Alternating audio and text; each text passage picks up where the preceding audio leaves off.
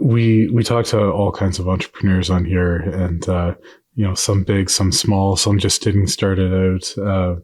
And what would your advice be to those starting out? Should they immediately run out and hire counsel when they're reading through contracts and estimating jobs? At what point should they start to bring legal into their business? Well, the first step that I would say, if you are starting out as a construction business, whether it's just you, your wife, your husband, whomever, the first thing you want to do is make sure that you are incorporated correctly in something that best suits you. An LLC is not for everyone. So I know it's just a catch-all phrase and everyone starts that way. And in Right. fact, I started that way and it was a mistake. Once I understood the taxation laws and what was most beneficial to me being a construction company, it wasn't an LLC. The second Right. thing is that, of course, you want to have someone look over your contracts or look over the bidding documents so that you understand what you're looking at. So even if you have a contract and you just pay an attorney just once to give you like a boilerplate contract that you can Yep. use to ensure that you're covered, that's better than not having anything at all. Any recommendations for a younger first time contractor when they're going out and retaining a lawyer? Is there sort of any interview questions that they should be asking? Kind of building that trust.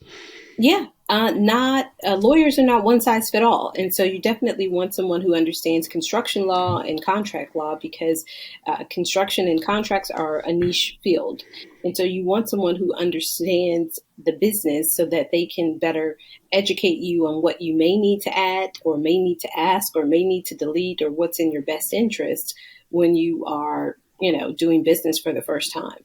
Because when you are starting off, you just want a contract. You don't even think about like all the things that kind of can go wrong. And most of the time you get a contract, the first contract sucks. It's not Right. good. It's too cheap.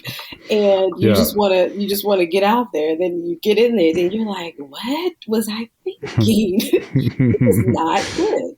And Yeah. that's definitely the worst feeling that you could have, is going on a job every day that you absolutely hate, or that you feel that you have been undervalued. It's everything will just be, it'll just be a catastrophe from beginning to end. So yeah. But then if it's your first job, you have to get out there and you just absolutely have to crush it and make it your best portfolio project. Yes, So, difficult, but at the same, there's a happy medium, but that right. goes into doing your due diligence, and there's no lawyer required for that. If you are starting a business or thinking about starting a business, you should already be in the mode of doing historical data, and that is basically researching what the comps are for your area, for your business. Are they doing public work, private work? What are the going rates? What are the equipment rates? What are the prevailing wage labor rates, if applicable?